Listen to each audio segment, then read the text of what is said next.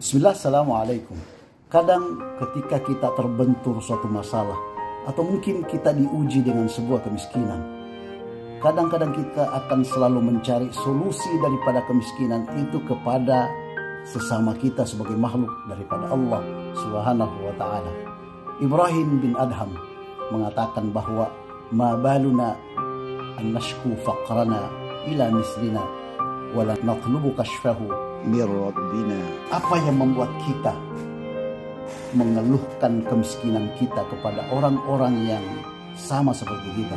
Kenapa kita tidak meminta kepada Allah Subhanahu wa ta'ala untuk menyelesaikan kemiskinan yang Allah Subhanahu wa ta'ala ujikan kepada kita?